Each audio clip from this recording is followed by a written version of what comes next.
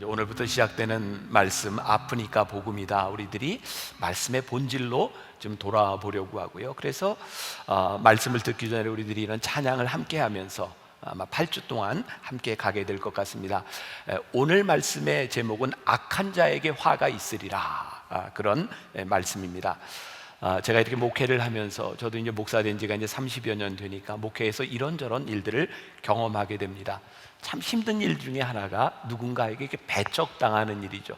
아마 여러분들도 여러분들의 공동체에서 이렇게 소외당하거나 배척당하는 것은 결코 쉬운 일이 아닐 겁니다. 뭐 그런 일이 흔치는 않은데 제가 지난 여름이었어요. 어떤 교단의 한 집회에 초청을 받고 강사로 초청을 받고 막 가려고 하던 차에 며칠 전에 강사가 취소되었습니다. 이런 연락을 받았어요. 저에게 흔치 않은 일이죠. 여러분들 아시지만 제가 괜찮은 사람이잖아요. 그렇죠? 근데 이유는 한 가지였어요. 저희 교회가 속한 교단이 감리교회인데 감리교회이기 때문에 목사님을 강사로 세울 수 없습니다. 이런 이야기였어요. 제가 오늘 이 말씀이 방송으로 나가고 이렇게 공적으로 많이 이렇게 나가기 때문에 특정한 지명, 어떤 이름을 이야기하지 못하지만 그 교단은 신앙의 순수성 혹은 정통성을 지키는 그런 교단입니다. 좋은 의도로 시작이 되었으리라고 생각을 합니다. 그런데 언제부터인가 그 순수성, 그 정통성이 나와 같지 않으면 당신은 우리와 함께 할 수 없습니다 라고 하는 배척, 이런 것으로 나타나게 된 것 같아요. 근데 저도 참 이상한 사람입니다. 그렇게 한두 번 당했으면 안 가면 될 텐데 그 교단에서 저에게 3번째 초청을 했고 3번째 배척을 했어요. 근데 제가 거기에 오라 그러면 또 간다고 약속을 합니다. 이유는 제가 거기 가서 이 얘기를 꼭 해야 되겠다는 생각이 들었기 때문이에요. 뭐냐면 오늘 예수님께서 바리새인들과 사두개인들과 율법학자들에게 하셨던 말씀입니다. 그들은 나쁜 사람들이 아니었습니다. 그들은 하나님의 말씀을 모르는 사람들이 아니었습니다. 예수님의 마음에 그들을 향해서 하시고 싶었던 말씀은 그들의 편협함에 대함이었어요. 여러분, 우리가 믿는 이 복음, 우리가 믿는 하나님은 절대로 편협한 분이 아니십니다. 단지 우리가 그 복음을 편협하게 받아들이고 있을 뿐이죠. 저는 코로나19 사태가 지나간 다음에 혹시라도 염려되는 게 하나 있어요. 어떤 교회에서는 온라인 예배를 드리는 걸 쉽게 받아들였고 어떤 교회에서는 오프라인 예배를 끝까지 고집하는 교회도 있었어요. 저희도 그런 것을 했지만 성금요일에 우리 성만찬을 온라인상에서 했어요. 어떤 교회에서는 그건 교리적으로 잘못된 것이다, 이것이 옳다 그르다 이야기하는 사람들이 있어요. 제가 염려하는 것은 이 코로나가 지나가고 난 이후에 우리와 다른 생각을 가졌던 사람을 향하여 배척하거나 손가락질하는 일이 없었으면 좋겠다. 일제시대 신사참배를 놓고 신사참배를 했느냐 하지 않았느냐를 가지고 교회가 갈라졌던 역사를 우리들이 가지고 있어요. 마음 아픈 일이죠. 하나님의 마음으로 본다면 예수님은 우리들에게 어떻게 말씀하실까? 이런 복음의 본질에 대한 부분들을 우리들이 앞으로 8주 동안 함께 나누어 보는 그런 시간들이 되었으면 좋겠습니다. 그래서 짧은 구절들이지만 성경을 좀 이렇게 깊이 보면서 여러분들과 함께 나아가려고 합니다. 오늘 우리가 읽지 않았지만 마태복음 23장 1절이 이렇게 시작하고 있습니다. 성경에 표시를 해도 좋습니다. 이에 예수께서 무리와 제자들에게 말씀하여 이르시되. 여러분들이 성경을 볼 때 아주 중요한 관점이 있는데요, 이 말씀이 누구를 향해 하고 있는가를 우리들이 알아야 합니다. 오늘 말씀해 보니까 예수께서 무리와 제자들에게 말씀하셨다, 이렇게 되어 있어요. 어떤 말씀은 예수님께서 제자들에게 하신 말씀이 있습니다. 그리고 불특정 다수에게 하신 말씀도 있어요. 이 말씀은 무리와 제자들에게 하셨다라고 되어 있어요. 그리고 오늘 말씀을 이해하는데 아주 중요한 것 중에 하나죠. 제가 여러분들이 성경 말씀을 읽고 묵상할 때 접속사에 주의해야 된다, 이런 말씀을 제가 계속 드립니다. 말씀이 이렇게 시작하고 있어요. 이해, 이게 뭘까? 영어 성경에는 then이라고 되어 있는데 그래서 이렇게 되어 있으면 이전에 무슨 일이 일어났는가를 알아야 이 말씀을 이해하는데 도움이 되겠죠. 그래서 마태복음 22장을 보면 예수님께 나와서 예수님을 시험했던 바리새인들, 사두개인들, 율법학자들의 이야기가 계속해서 나오고 있어요. 예수님께 부활에 대하여 세금을 바치는 문제에 대하여 7 형제가 있었는데 다 죽었을 때 그 형수가 다음 동생에게 결혼하면 부활했을 때 어떻게 되겠습니까? 이런 이야기들을 계속하고 있는데 이들이 예수님께 묻는 이유가 몰라서가 아니라는 거예요. 성경에는 계속 이렇게 나와 있습니다. 예수님을 올무에 걸리게 하려고, 예수님을 시험하려고. 이들은 그들이 가지고 있는 지식을 가지고 지식을 자랑하려고 예수님께 나와 질문하고 있는 것이지 예수님께 배우려 하고 있지 않다는 거예요. 여러분 가만히 생각해 보세요. 우리들 주변에 참 강단에서 이런 표현하기 참 그렇지만 재수 없는 사람들이 있잖아요. 지금 떠오르는 그 사람 기죠? 어떤 사람 재수 없어요? 잘난 척하는 사람. 그럼 지식이 잘못된 건 아닌데요, 그 지식을 가지고 교만하게 잘난 척하는 사람을 보면 그렇게 기분 좋지 않습니다. 예수님께서 지금 무섭게 질책하고, 이제 오늘부터 계속해서 화 있을진저, 예수님이 그렇게 무섭게 얘기하셨거든요.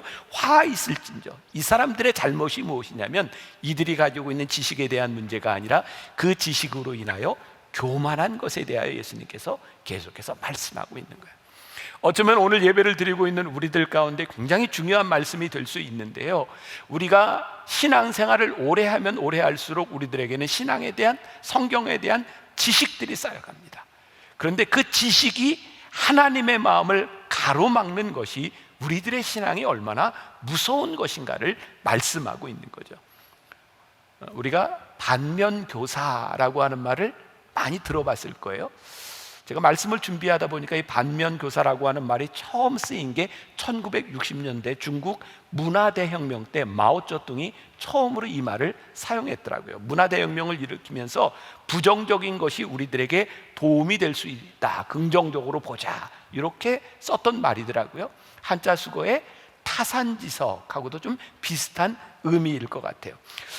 오늘부터 이제 7번의 화 있을진저라고 하는 말씀 가운데서 우리들에게 정말 중요한 것이 있는데, 예수님께서 바리새인들과 사두개인들과 율법학자들을 향하여 너희들에게 화가 있으리라고 하는 이 말씀은 정말 그들에게 화가 임하라고 하시는 말씀이 아니라 안타까운 마음에서 이 말씀을 하고 있고, 그리고 이 7가지 화가 무섭게, 우리가 아프니까 복음이다라고 하는 전체 주제를 잡은 이유 가운데 하나이죠.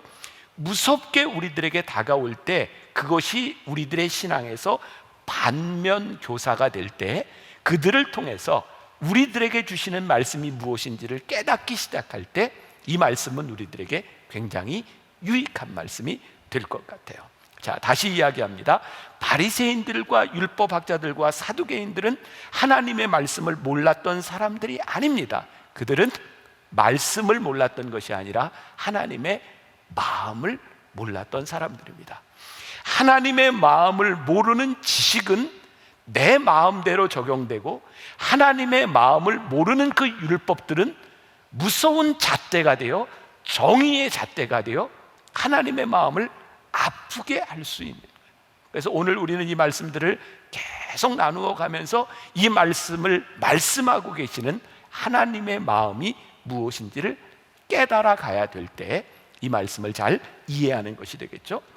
자, 어떤 사람들에게 화가 있는가? 자, 오늘 본문 2절로 가봅니다. 한번 띄워줘 보세요. 자, 같이 봅니다. 시작. 서기관들과 바리새인들이 모세의 자리에 앉았으니.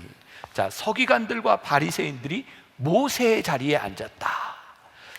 제가 여러분들에게 성경을 좀 잘 이해할 수 있도록 메시지 성경을 보면 좀 도움이 된다, 이렇게 이야기를 했죠. 유진 피터슨이 이 부분을 좀 풀어서 메시지 성경에서 이렇게 말씀하고 있습니다. 제가 읽어드립니다.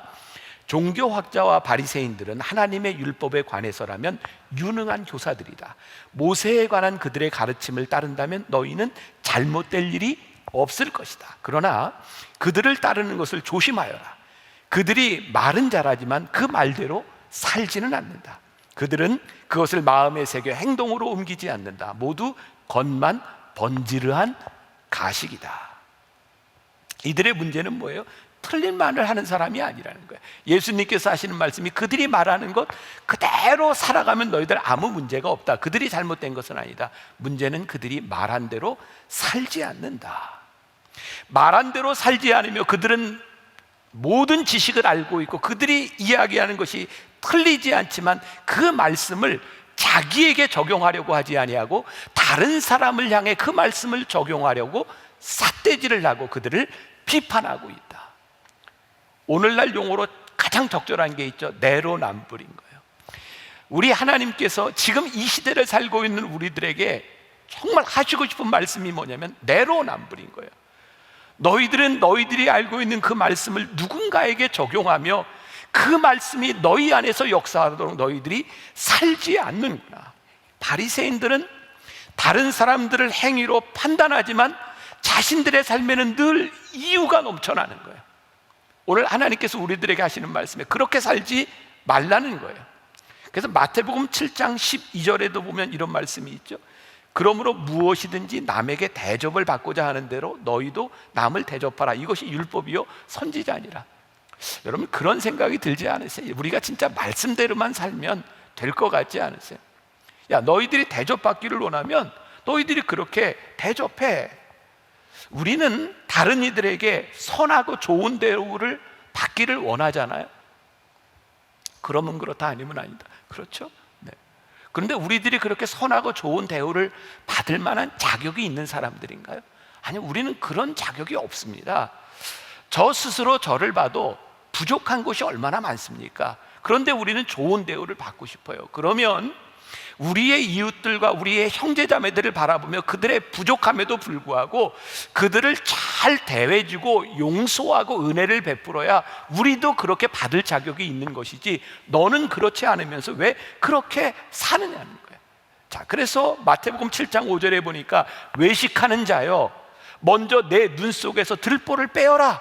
그 후에야 밝히 보고 형제의 눈 속에서 티를 빼리라 라고 말씀하고 있어요. 하나님은 우리들에게 계속해서 거룩을 말씀하시지만 이 거룩은 우리들의 완전을 이야기하는 것이 아니라 이 거룩을 위해서 우리들에게 끊임없이 용서를 말씀하고 있어요. 거룩은 완전을 의미하는 것이 아니라 완전으로 가는 과정에 우리들이 행하는 용서와 우리들이 경험하는 은혜를 말하는 것이지, 우리들이 이 땅 위에 살아가면서 결코 완전한 존재가 될 수 있는 사람들이 아니죠.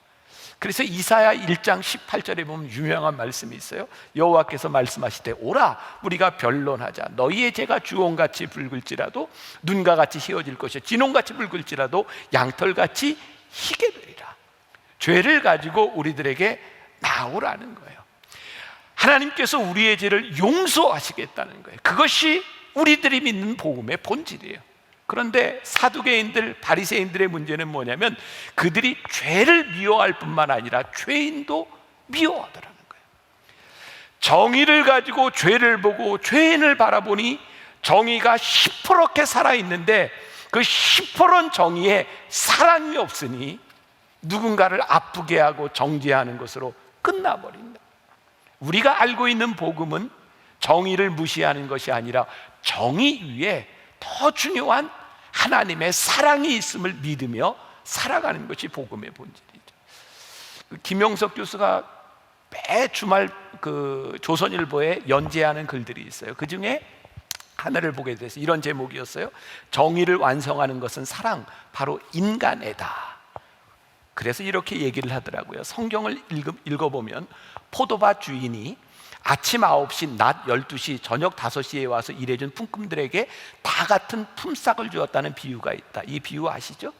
영국의 존 러스킨이 그 글을 보고 산업혁명 이후에 경제적 갈등과 모순을 해결하는 것은, 그 말씀을 보고 정의가 아니라, 노사관계를 해결할 수 있는 것은 정의가 아니라 하나님의 사랑이다 라고 말을 합니다. 정의는 절대로 정의롭지 않습니다. 정의를 주장하면, 적어도 제가 믿는 믿음과 제가 믿는 확신에 의하면 정의를 주장하면 정의는 누군가에게 아픔을 줍니다. 자, 마태복음 23장 4절로 넘어가 봅니다. 자, 잘 이어져 가고 있어요. 또 무거운 짐을 묶어 사람의 어깨에 지우되 자기는 이것을 한 손가락으로도 움직이려 하지 아니하며. 지금 예수님이 말씀을 누구에게 하고 있어요? 사두개인들과 바리새인들과 율법학자들에게 이야기하고 있어요. 이들이요, 그들이 알고 있는 지식과 율법을 묶어서 얼마나 무겁게 사람들의 어깨에 지우게 했는지 몰라요. 그래서 이 율법대로 살아가려고 하는 사람들이 너무 힘든 거예요. 근데 이들은 손가락 하나 까딱하지 않고 그들이 사람의 등 위에 올려놓았던 그 무거운 짐을 가지고 살아가는 것을 도와주려고 하지 않는다는 거예요. 심지어 얼마나 무겁게 했냐면 율법을 지키기 위해서 더 잘 지키기 위해서 더 잘 지키기 위해서 더 잘 지키기 위해서 율법을 세분화해서 점점 더 많은 율법들을 만들어가고 있을 겁니다. 여러분, 우리나라에 1년에 달력에 기념일이 몇 개쯤 되는지 아세요? 알려드릴까요? 네, 2016년 11월 29일 개정된 각종 기념일 조항 제2조 1항에 보면 우리나라의 1년 칼렌더에 나와 있는 기념일이 35개고요 공식적인 기념일이 4월에만 11개, 5월에만 8개입니다 저게 지금 기념일이에요. 그냥 넘겨주세요. 4월에는요 달력에 16개의 기념일이 있답니다. 모르는 것도 있죠? 네, 재밌는 거 제가 또 하나 알려드릴까요? 네, 여러분 2월 14일이 무슨 날이죠? 발렌타인데이죠. 3월 14일은 화이트데이입니다. 발렌타인데이에도 선물을 못 받고 화이트데이에도 선물을 못 받은 사람들을 위해 4월 14일이 무슨 날인지 아세요? 블랙데이입니다. 선물 못 받은 사람끼리 모여서 짜장면 먹는 날, 그게 블랙데이입니다. 점점 많은 날들을 만들어가고 있어요. 어린이날, 스승의 날, 많은 날들이 만들어지고 있어요. 저는 늘 그런 생각합니다. 우리들이 기념일을 많이 만들면 만들수록 우리들이 살아가는 삶이 피폐해지고 있구나. 이 기념일을 만들지 않으면 지키지 못하는, 어쩌면 법이 많아지면 많아질수록 우리는 무법한 곳에서 살아가고 있구나. 예수님께서 우리들의 삶에 아주 핵심적인 것을 말씀하고 있는데, 너희들에게 중요한 것은 법을 만드는 것이 아니고 법을 지키는 것이 중요한 것이 아니라 그 법을 주신 하나님의 마음이 너희들 가운데 있을 때에 우리들이 자유함을 가지고 하나님의 사랑을 알게 될 터인데, 우리들은 자꾸 누군가를 비판하고 지적하고 있다. 지난해에 저는 이 이스라엘 사람들의 율법, 바리새인들, 사두개인들, 이들이 살아가는 삶을 저는 진짜 몸으로 경험을 했거든요. 여러분들 올해였나요? 지난해였나요? 우리 예배 드리면서 우리 시편을 가지고 우리 뮤직비디오 만들어서 했던 거 기억나시죠? 그때 이스라엘 성지에 우리 M 클래식 팀이 함께 갔습니다. 그런데 그 기간 중에 제 생일이 꼈었어요. 그러니까 여행 중이니까 전혀 아무 생각을 하지 않고 있었는데, 제가 저녁을 먹고 제 방에 들어갔다가 깜짝 놀랐어요. 들어갔는데 우리 M 클래식이 깜깜한 데서 연주를 시작한 거예요. Happy birthday to you. 그리고 저를 위해 깜짝 파티를 이렇게 만들어줬어요. 그런데 이왕이면 우리 교인들이 다 있는 식당에서 파티를 할 것이지 왜 제 방에 들어가서 했냐고요. 근데 들어보니까 그날이 안식일이었는데, 그 호텔 지배인에게 이렇게 물어봤더니 사람들이 있는 곳에서 연주를 하면 일이고, 그래서 안식일을 범하는 것이고, 사람이 없는 곳에서 연주하는 것은 괜찮다고 해서 식당에서 그걸 못하고 제 방에 와서 연주를 했다는 거예요. 게다가요, 그날 제가 깜짝 놀란 건 오후 5시가 됐는데 그 예루살렘에 차들이 막 나오면서 빵빵빵빵 경적을 울리면서 오후 5시에 쫙 나오는 거예요. 왜냐하면 오후 5시가, 주일날 오후 5시가 되면 안식일이 해제가 됩니다. 사람들이요, 안식일이 해제된 게 기뻐가지고 다 나와서 빵빵빵빵 울리는 거예요. 너무 흥미롭지 않습니까? 안식일이 우리들에게 기뻐야 될 텐데 안식일이 해제되는 게 기쁜 거예요.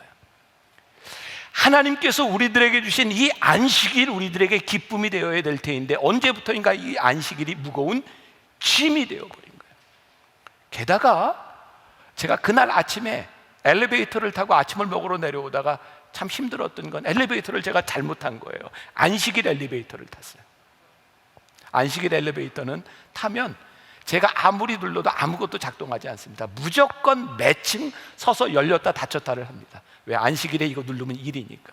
심지어는 그 안식일에 그 엘리베이터에 쓰고 내리는 거 버튼 이거 안 하려고 팔레스타인 사람을 고용해서 안식일에 버튼 누르는 일을 시킨답니다.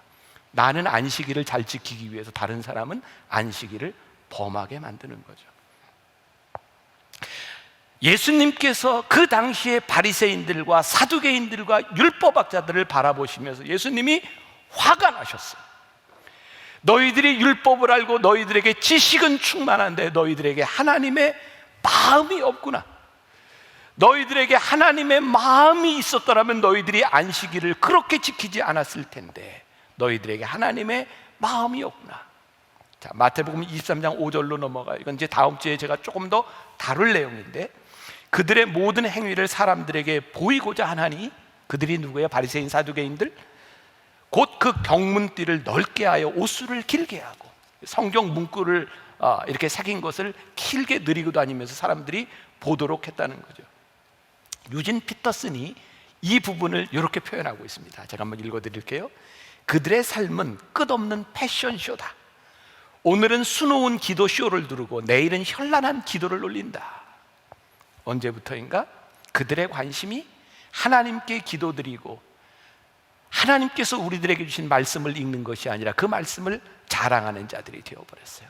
오늘날로 딱 맞는 표현이 있죠. 관종이 되어버린 거예요. 외적으로 드러나는 모양, 사회적인 지위, 사람들의 평판, 그것이 진실보다 더 중요해진 거예요. 하나님의 말씀의 진리가 우리 가운데 살아있는 것이 아니라 이 말씀을 내가 이렇게 지키고 살아간다고 하는 것을 사람들에게 보이는 것이 더 중요해진 거죠. 이들의 특징을 마태복음 23장 6절과 7절에서 이렇게 말씀하고 있습니다. 자, 같이 한번 볼까요? 시작. 잔치의 윗자리와 회당의 높은 자리와 시장에서 문안받는 것과 사람들에게 랍비라 칭함을 받는 것을 좋아하느니라. 오늘 여기에 그들의 특징이 뭐냐면 회당의 높은 자리에 앉는 것, 그리고 랍비라 칭함을 좋아한다. 자, 오늘 말씀이 무리들과 제자들을 대상으로 말씀하고 있다고 하니까 일반 사람들과 예수님을 따르는 제자들에게 이 말씀을 동일하게 하고 있다는 거예요. 제자들뿐만 아니라 이 세상의 사람들도 누구나 오늘 여기에서 설교하고 있는 저나 말씀을 듣고 있는 우리들 모두에게 너희들이 회당의 잔치의 높은 자리에 앉으려고 하는 것, 그거 너희들이 조심해라. 지금 이렇게 말씀하고 있는 거거든요. 자, 이 부분에서 우리들이 조금 고민스러운 부분도 있고 우리들이 지금 해결해야 될 부분도 있는 것 같아요. 제 아내가 담임 목사 사모입니다. 그거 아세요? 네, 제 아내가 담임 목사 사모예요. 이제 가끔 이렇게 교인들과 함께 식사 자리를 하거나 어떤 모임에 가면 제가 이제 예를 드는 겁니다. 교인들이 이미 자리들을 이렇게 정해놨어요. 여기는 목사님 자리, 여기는 사모님 자리. 그런데 제가 이제 목회를 하면서 제가 만나는 교인들은 저보다 연세가 많은 분들이 많거든요. 그러니까 제 아내도 그게 불편한 거예요. 그래서 자리를 정해놔도 제 아내가 자꾸 하는 게 뭐냐면 여기 장로님이 앉으세요, 여기 권사님이 앉으세요 하고 자꾸 자리를 안 앉으려고 그래요. 제가 한 번은 제 아내를 불러놓고 제가 이렇게 심각하게 얘기했습니다. 제가 이렇게 하는 대로 얘기를 해도 될까요? 저는 뭐 여보 당신 이런 걸 아직 한 번도 안 불러봤어요. 내가 자기한테 꼭 하고 싶은 이야기가 있는데 꼭 기억했으면 좋겠어. 지금부터 교인들하고 어떤 모임에 가든지 담임 목사로서의 채통을 지키시오. 제가 이렇게 이야기를 했어요. 그게 뭐냐면 제가 잘 이해하고 들으시라는 거예요. 담임 목사 사모이기 때문에 이렇게 사모로서의 그 자리를 앉으려고 하는 것이 아니라 자기가 그 자리에 안 앉으면 다른 사람이 많이 불편해요.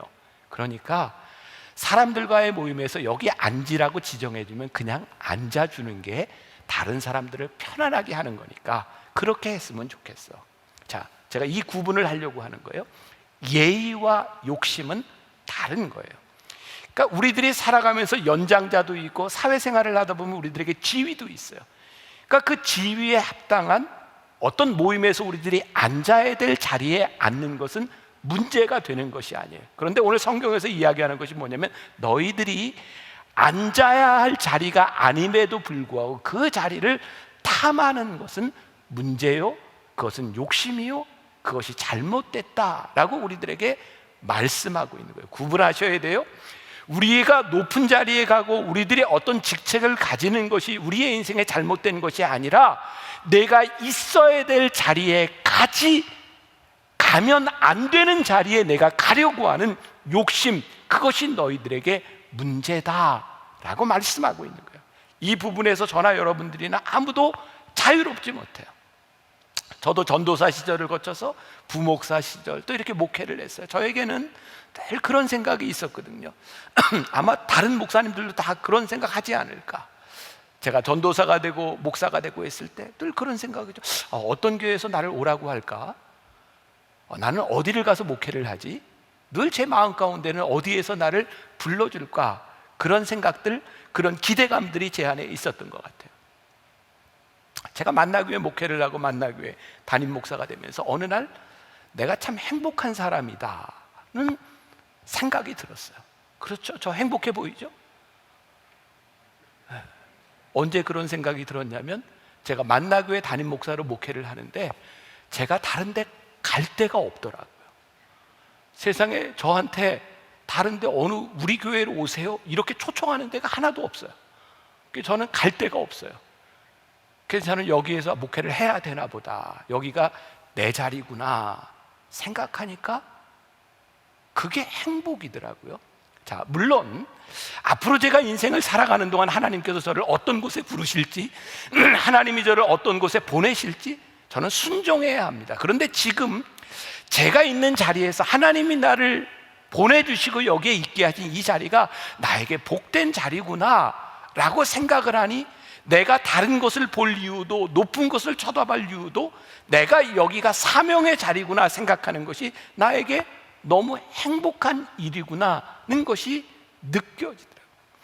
좋은 자리, 높은 자리, 그것이 악이 아니라 사명을 떠나 우리들이 앉는 자리가 잘못됐다고 우리 주님께서 오늘 우리들에게 말씀하고 있는 거예요. 높은 자리에 앉는 것을 즐겨하지 말아라. 너희들이 하나님 앞에서 너희를 부르시는 자리, 너희들이 있어야 될 자리, 적어도 하나님이 너희를 높이시지 않을 때 높은 자리에 가려고 그 자리를 탐하지 말아라. 그것이 신앙인으로서 살아가는 중요한 길이라고 말씀하고 있는 거예요. 자, 오늘 말씀 중요한데요. 23장 8절에 이렇게 되어 있어요. 그러나 너희는 랍비라 칭함을 받지 말라. 그러나 너희는, 말씀이 우리들에게 딱 적용이 될 때 이 말씀이 살아있는 말씀인 거죠. 오늘 예수님께서 이 말씀을 쭉 하시면서 내가 너희들에게 이렇게 이야기를 했는데, 그러나 너희는, 오늘 우리들에게 말씀하시는, 너희는 랍비라 칭함을 받지 말라. 너희 선생은 하나요? 너희는 다 형제니라. 그러니 이제 오늘 우리들에게 반면교사로 우리들에게 하시는 말씀이 뭐냐면, 여러분들이 신앙생활하면서 하나님의 마음을 알고 살아가는 여러분들의 삶 가운데 랍비라 칭함을 받으려고 하지 말고, 여러분들에게 성경의 지식과 믿음의 연조가 높아지면 높아질수록 가르치고 랍비가 되려고 하지 말고, 너희는 선생은 하나뿐이니 예수 그리스도가 우리의 선생이에요. 너희는 형제 자매니라. 이런 의식을 가지고 살아가는 거예요. 이 말씀을 우리들이 받는 올바른 태도에 대한 문제입니다. 선생이 되면 누구를 가르치려고 해요. 누구를 정죄하려고 해요. 성경이 우리들에게 합니다. 너희들에게는 그런 자격이 없어. 너희들에게 중요한 것은 하나님께서 너희들에게 이 말씀을 말씀하신 하나님의 마음을 알고, 너희들이 하나님의 길을 가로막는 사람이 되지 않도록 너희들이 한 형제 자매인 것을 너희들이 느끼며 알며 살아가야 돼. 교회 안에는 여러 가지 직책들이 있어요. 여러분, 이것도 우리들이 구별하셔야 돼요. 직책은 괜찮은 건데 이것이 계급 의식이 되는 것은 잘못된 거죠. 예배소서에도 교회에 대하여 이렇게 이야기를 하고 있죠. 예배소서 4장 11절, 그가 어떤 사람은 사도로, 어떤 사람은 선지자로, 어떤 사람은 복음 전하는 자로, 어떤 사람은 목사와 교사로 삼으셨으니. 그러니까 이 안에는 교사도 있고 목사도 있고 여러 사람들이 있는 거예요. 이것이 잘못된 것은 아니에요. 교회가 가지고 있는 어떤 직책에 대해서 부정하는 것이 아니에요. 그런데 너희들이 거기에서 선생되려고 하지 마라. 그리고 23장 9절에 중요한 말씀이에요. 땅에 있는 자를 아버지라 하지 말라. 너희의 아버지는 한 분이시니 곧 하늘에 계신 이시니라. 여기서 아버지라고 하는 것은 뭐예요? 이런 의미예요. 음악의 아버지, 여러분 들어보셨죠? 뭐 미술의 아버지, 마스터라고 하는 거예요. 나는 모든 것에 뛰어나다고 하는 거예요. 성경이 우리들에게 얘기합니다. 아버지라 칭함을 받을 자는 하늘에 계신 하나님 한 분밖에 계시지 아니하니 너희들이 교만하지 말아라. 가르치려고 하지 말아라. 종교, 신앙의 타락이 무엇일까요? 내가 완전하다고 생각하는 거죠. 우리 중세시대에 교황 무오설이 있었어요. 교황이 말하는 것은 하나도 잘못될 수 없다. 그게 중세교회의 타락인 거죠. 많은 교단이 있어요. 장로교는 칼빈, 감리교는 웨슬레. 몇 년 전이죠. 제가 종교교육에 대한 설교를 하면서 캘빈에 대한 이야기 이렇게 하다가 굉장히 곤욕을 당한 적이 있어요. 장로교 목사님들을 통해서 목사님이 캘빈에 대해서 뭐 안다고 그렇게 부정적인 이야기를 해요. 제가 깜짝 놀랐어요. 캘빈에 대해서 우리들이 이야기할 수 없다고 생각하면 캘빈이 우상이 되어버린 것은 아닌가. 감리교인 저희들이 존 웨슬레에 대하여 우리들이 무언가 평가할 수 없다면 웨슬레가 우리들에게 우상이 되어버린 것은 아닌가. 여러분, 종교의 타락, 우리의 신앙의 타락. 사도 바울이 고린도 교인들을 바라보면 여러분들 중에 개바파라고 이야기하는 사람, 바울파라고 얘기하는 사람, 예수파라고 이야기하는 수많은 사람들이 있는데 우리는 한 분 그리스도를 믿고 한 분 하나님을 섬기는 사람들이니 우리가 겸손하게 이 말씀을 따라야 하지 않겠습니까? 제가 얼마 전에 읽었던 굉장히 흥미로운 책이 있습니다. 박양규 목사가 쓴 중세교회의 뒷골목 풍경이라는 책의 짤막한 이야기를 읽어드릴게요. 역사는 말한다. 밀라노 칙령 이전에 기독교가 받았던 핍박보다 이후 기독교가 이교도를 박해했던 것이 훨씬 더 가혹하고 혹독했다고. 321년 황제가 공식적으로 일요일을 주일로 선포해서 우리가 지금 지키는 이 주일이 321년도에 만들어진 거예요. 356년에는 우상 숭배하는 자들을 사형에 처하라고 칙령을 내렸고 395년에는 기독교가 로마의 국교가 되면서 타종교는 공식적으로 반역자가 되었어요. 중세는 기독교가 지배하는 사회였지만 결코 성경적인 사회는 아니었다. 예수님 당시에 수많은 율법들과 율법학자들, 지식들이 난무했지만 하나님의 마음이 없었어요. 우리들이 속한 교회, 우리들이 속한 공동체, 우리들이 속한 교파, 자존감을 가지는 것은 잘못된 것이 아니지만 아버지의 위치에서 누군가를 정죄하고 판단하는 것은 우리 인간들의 몫이 아니라는 거예요. 그래서 기독교는, 우리가 믿는 이 신앙은, 복음은 그리스도 안에서 우리들이 어떻게 하면 한 형제 자매가 될지를 우리들이 생각하고 살아가는 것이 그리스도입니다. 자, 10절 말씀, 또한 지도자라 칭함을 받지 말라. 너희의 지도자는 한 분이시니 곧 그리스도 예수시라. 예수님만이 지도자라는 거예요. 여러분들 혹시 제가 이야기하면 그 사람이 누군가 이렇게 생각나는 사람이 있을지 모르지만 제가 실명을 거론하잖아요. 어떤 목사님이 그런 이야기를 해서 문제가 됐었죠. 이 사람이 진짜 교인인지 아닌지를 판단하는 기준이 뭐냐면 목사가 강단에서 얘기했을 때 순종하냐 순종하지 않냐, 그게 진짜 교인이냐 아니냐의 기준이라는 거예요. 여러분, 타락했다는 생각이 들지 않으세요? 어떻게 교인들이 목사가 얘기하는 걸 듣느냐 듣지 않느냐에 따라 진짜 교인이냐 아니냐가 구별될 수 있겠어요? 혹시 장로님들 중에 적어도 내가 장로인데 장로의 말을 들어 안 들어, 이게 신앙의 기준으로 평가된다면, 내가 너보다 신앙생활을 좀 오래 했는데 내가 알고 있는 지식에 의하면 이것이 평가가 된다면 우리들이 하나님의 위치를 대신하고 우리들의 선생이 되고 그리스도의 위치를 대신하고 있는 것이 아닐까. 성경이, 예수님이 우리들에게 안타까운 마음으로 지금 교회를 향해 서로 비난하고 험담하는 사람들을 향해 하시는 말씀이 너희들 그렇게 살지 말라는 거예요. 그래서 오늘 결론 말씀, 마태복음 23장 11절과 12절, 너희 중에 큰 자는 너희를 섬기는 자가 되어야 하리라. 누구든지 자기를 높이는 자는 낮아지고 누구든지 자기를 낮추는 자는 높아지리라. 여러분, 우리들이요, 낮아지려고 애쓸 필요 없습니다. 높아지려는 마음이 없으면 우리는 자연스럽게 낮아집니다. 우리들이 높아지려는 마음이 없으면 자연스럽게 섬길 수 있습니다. 빌립보서 2장 8절, 예수님께서 이 땅에 오신 이유 사람의 모양으로 나타나서 자기를 낮추시고 죽기까지 복종하셨으니 곧 십자가에 죽으심이라.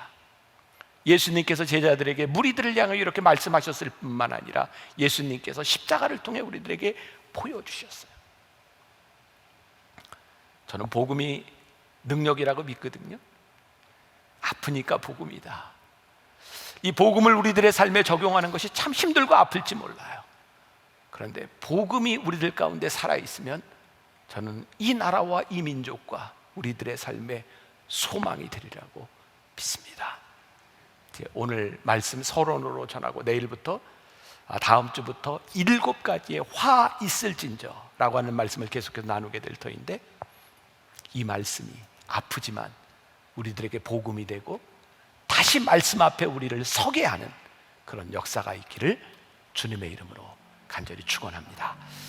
우리가 얼마나 멀리 말씀에서 멀어져 있었는지, 하나님의 마음에서 우리가 얼마나 많이 멀어져 있었는지, 우리가 하나님의 말씀대로 살아간다고 하는 우리의 지식들이 누군가를 얼마나 힘들게 했는지 다시 복음 앞에 우리들 서게 하여 주옵시고, 다시 복음 앞에 설 때 이 나라와 이 민족과 우리들의 삶에 소망이 있음을 선포하며 믿으며 나아가는 주의 백성들 되게 하여 주옵소서. 특별히 어려운 때를 지나가고 있는 우리 성도들, 이 나라와 이 민족을 위하여 기도합니다. 주님 붙잡아 주세요. 주님 함께해 주세요. 하나님 함께 하심이 우리들의 힘이요 능력임을 고백하게 하여 주옵시고, 오늘도 하나님 앞에 드려진 귀한 예물들이 하나님 나라를 위하여 잘 쓰여지도록 축복하여 주옵소서. 지금은 우리 주 예수 그리스도의 은혜와 하나님 아버지의 무한하신 사랑과 성령의 인도하심이, 다시 복음 앞에 서는 것, 그것이 능력임을 믿으며 나가는 당신의 사랑하는 모든 백성들 위해 지금부터 영원까지 함께 하시기를 간절히 축원하옵나이다. 아멘.